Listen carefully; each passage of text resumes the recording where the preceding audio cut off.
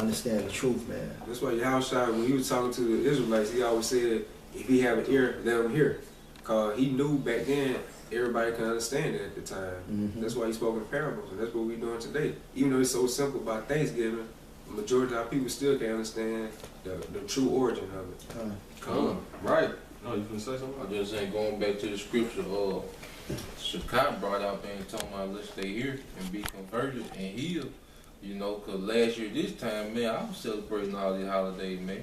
But I heard the truth, man, through the spirit of Yahweh Hashem Yahushua, through the brother Yah showing me the precepts on who he was and so forth, man. And I was healed, man. Now I can see, you know, through spiritual eyes, and I can see what everything is now with these holidays and why we like we is and why Esau like he is, man. You know? This is the last verse, Romans 11 and 9.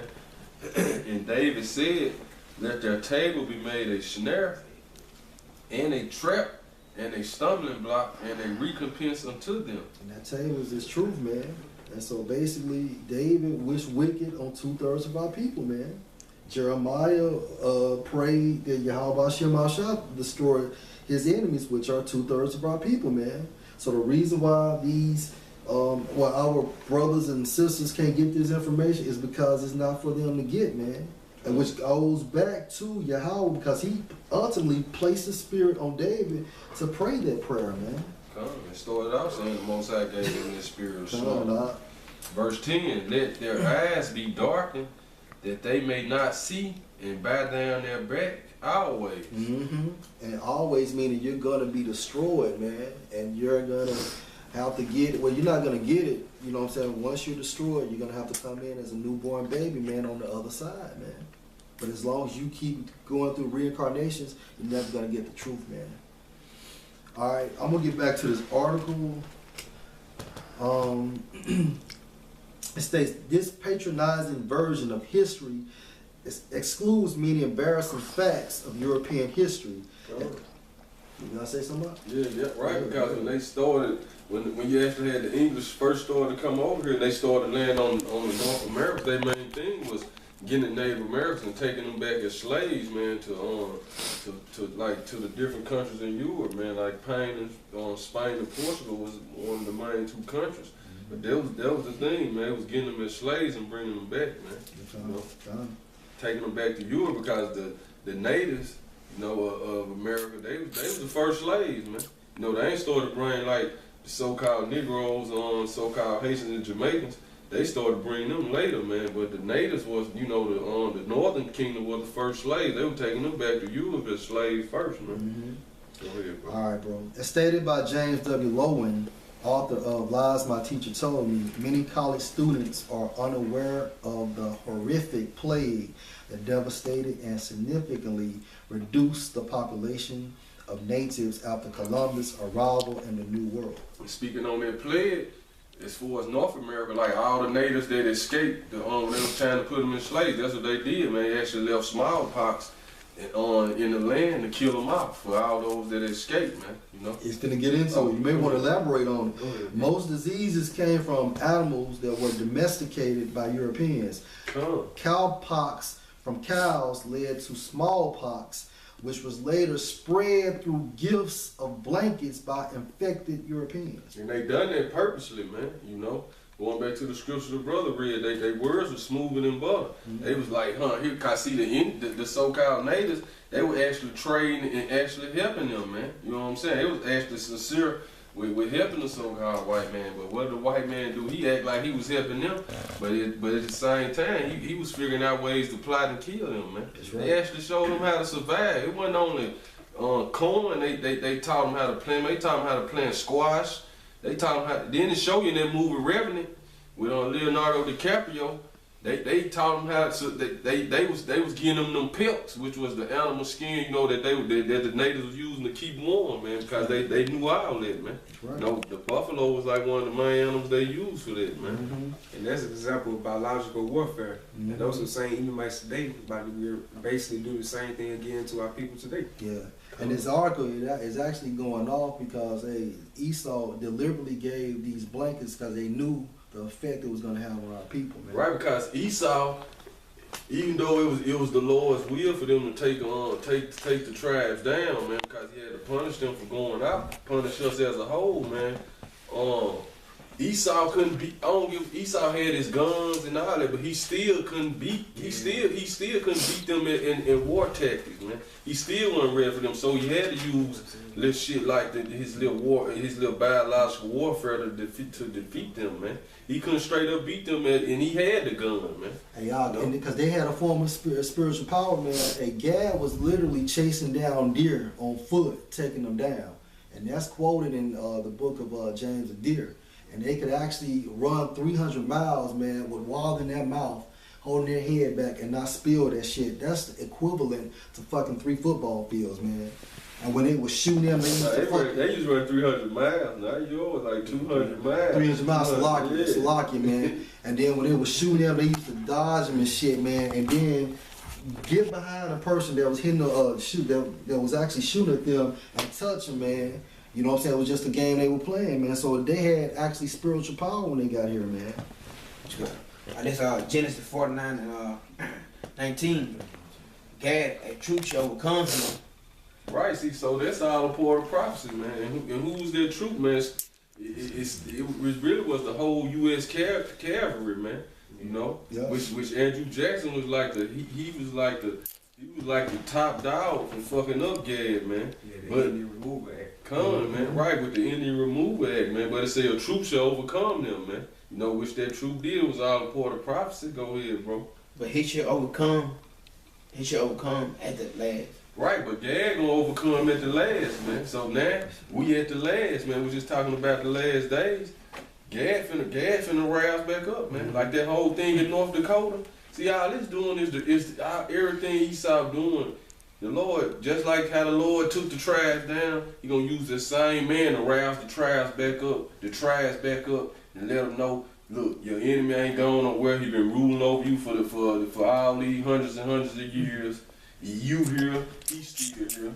Now it's your time to take his ass down again. You know, you done suffered your punishment. You done suffered your slavery. So now it's time to get your revenge on this man. You know? The spiritual chess, not checkers. All right, back into the article. It states, of the 12 high school textbooks Professor Lowen studied, analyzed, only 3 offered some explanation that the plague was a factor of European colonization. And what that is, if you're talking about a colony, that means basically when the Europeans actually came over and took over this land, man. The 9 remaining textbooks mention almost nothing, and two of them omit the subject altogether.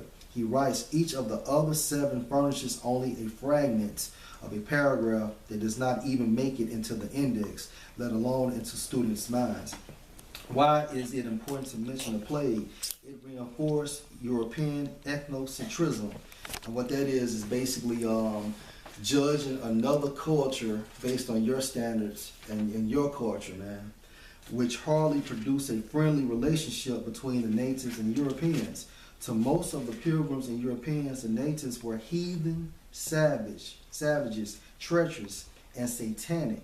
Upon seeing thousands of dead natives, the governor of Massachusetts Bay Colony, John Winthrop, called the plague miraculous.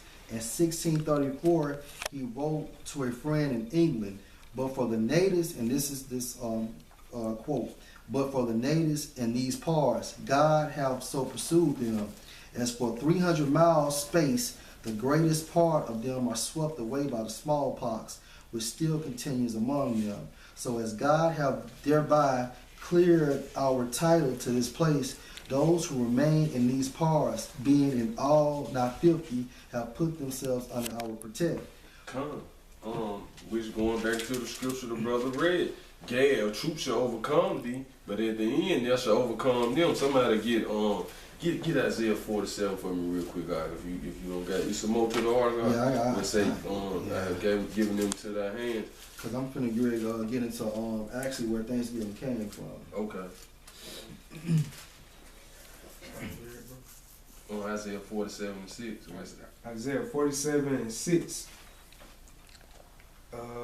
verse 5. Sit thou silent and get thee into darkness, O daughter of the Chaldeans. Right, and that's talking about America, man. Which the daughter of the Chaldeans is talking straight to the elites, man, because they the sorcerers, they the warlocks, man. That's the Chaldeans was like who Nebuchadnezzar went to for them was like considered his wise men, but they was witches and warlocks and magicians, man. And America took on them same customs, but who are the Chaldeans of America today? That's the elites, man. They the ones that be summoning up those demons and everything, man. You know, go ahead. For thou shalt no more be called the Lady of Kingdoms. Right, see, so America is gonna no more be called the Lady of Kingdoms, man. That's right. You know, go ahead. I was wroth with my people, I have polluted my inheritance. See, the Lord was wroth with us, man. You so-called Negroes, Hispanics, Latinos, and Native Americans.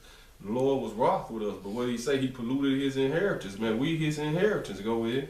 And giving them into thy hand. And giving them into thy hand. So going back into the ark of the brother read, the Edomite was right. They knew that the Most High had done that to us, because they knew deep down inside they weren't stronger warriors than us. They knew they couldn't mess with us, so they knew it had to be the higher power that basically done it. Even though he used them to put the different tactics on us, they knew. Look, this the most they knew. You know what I'm saying? Because they knew they were some fucking cowards, man. A common term Esau used with Gad back then in those times was manifest destiny. That's right. So they knew basically they were going to take the game down. Come. It said, I was wroth with my people, I have polluted my inheritance, and given them into thy hand. Thou did show them no mercy. And you did show us no mercy. Look from the time to then and to now, man. Now y'all ready to put us back in chains again, man. You know what I'm saying? Y'all shooting us down in the streets. Like this year alone, over 1,000 Jakes and got over 1,000 people in America and got killed by the police, and that's just on record, man. It's like the number is like 1,000 right now, man. Not going into like the different arguments the brother bringing out. This old white man just killed a 14-year-old Jake yesterday, man, and said, look, he was just a piece of trash. He basically like he just a piece of trash. You know, another piece of trash off the street, man. You know, so hey, it's coming, man. Go ahead. But like it was like it said, they showed us no mercy, man. You know, go ahead, bro. Upon the ancient has thou very heavily laid the yoke. See, upon the ancient, man. You know, so I'm just started at the time of Jacob and Esau, man. You know, right when Jacob got that blessing, Esau was like, look, when Isaac died, I'm gonna kill him, man. And it's been that way ever since, man. You know, go ahead, bro. Cause even when we came out of the land of Egypt, who was the first nation that was stopping us? They didn't want us to go through their land, man. You Amalekites, you so-called fake Jews, man. You know, so from the ancient yoke, you had laid your yoke heavy upon us, man. You know, go ahead, bro. That verse 8, last verse. All right, verse 8. Therefore, hear now this, thou art given to pleasures that dwellest. No, Salaki, verse 7. Salaki, verse 7. And thou sayest, I shall be a lady forever. And that's what they say. They should be a lady forever, man. Like they ain't never gonna be taken out of their power seat, man. You know, go ahead, bro. Come. And it says, so that thou didst not lay these things to thy heart. See, you didn't lay these things to thy heart, man. Go ahead. Neither didst remember the latter end of it. Right, see, so they ain't consider the latter end of it, man. The latter end of it, what the Most High told Gad and all that people. In the end, we gonna overcome, man. You know. So they ain't consider that latter end, but now we in the latter end, man. And now the Most High brewing it up just how He wants to, man. Jacob against Esau, man. And this gonna be a fucking like a nuclear bomb clash, man. Cause you fucking crackers are gonna lose, man. That's right. Don't give a fuck how you been prepared and trained, and man, that shit. Look, man. Okay, the first little wave, Jake gonna be sleep. You gonna do your little thing, man. But once like the scripture said, when Most High roused Judah up, use Judah as the air on the boat and fill them with Ephraim, it's gonna be over for you crackers, man. They say you're gonna be like a chase row in that day, man. You know? Get back in his ark. The ugly truth is that many pilgrims were thankful and grateful that the native population was decreasing. Even worse, there was the Pequot massacre in 1637, which started after the colonists found a murdered white man in his boat. 90 armed settlers burned a native village along with their crops, and then demanded the natives to turn in the murderers. When the natives refused, a massacre followed. Captain John Mason and his colonist army surrounded a fortified Pequot village and reportedly shouted, "We must burn them." Such a dreadful terror let the Almighty fall upon their spirits that they would flee from us and run into the very flames. Thus did the Lord judge the heathen, filling the place with dead bodies. The surviving Pequot were hunted and slain. The governor of Plymouth, William Bradford, further elaborates. Those that escaped the fire were slain with the sword. Some hewed to pieces, others run through with their rapiers, so that they were quickly dispatched and very few escaped. It was conceived they thus destroyed about 400 at this time. It was a fearful sight to see them thus frying in the fire. Horrible was the stink and scent thereof, but the victory seemed a sweet sacrifice. And they gave the prayers thereof to God, who had wrought so wonderfully for them. Perhaps most disturbing, it is strongly argued by many historians that the Pequot massacre led to the Thanksgiving festivities. The day after the massacre, the aforementioned governor of Massachusetts Bay Colony declared a day of Thanksgiving, thanking God that they had eliminated over 700 men, women, and children. It was signed into law that this day forward shall be a day of celebration and thanksgiving of subduing the Pequots. Right, and if I can say this on the article, okay, they put some truth in it, but then they kind of buttering up too, because Thanksgiving wasn't just it wasn't no one day thing, man. You know, they like every time, and then this just one little damn story they telling about, man. They killed over like 600 million so-called Native Americans, man. And like over 300 million of you so-called Negroes, man. You know, so they number well above 1 billion, man. That's just during those times, man. But they used to celebrate Thanksgiving they used to have a Thanksgiving every time they found the village and slaughtered it, man. You know, so it just wasn't no one day thing. But then George Washington, he declared it after they just killed, they was killing up so many natives, man. You know, cause every time they killed some natives, it was a Thanksgiving to them. So they'll celebrate it every time they done a bit. So it was an everyday thing for them. But then George Washington, he basically declared it they'll just celebrate it one day out of the year, man. But then when Abraham Lincoln became the president during the Civil War, he declared that it become a national holiday, man. And right after he done it, they went and slaughtered like some damn they went and slaughtered, I think it was the Sioux, I forgot how you said it, the Sioux tribe in Minnesota, man. So Thanksgiving wasn't just no one day thing, man. Every time they slaughtered the natives, they was doing the Thanksgiving, man.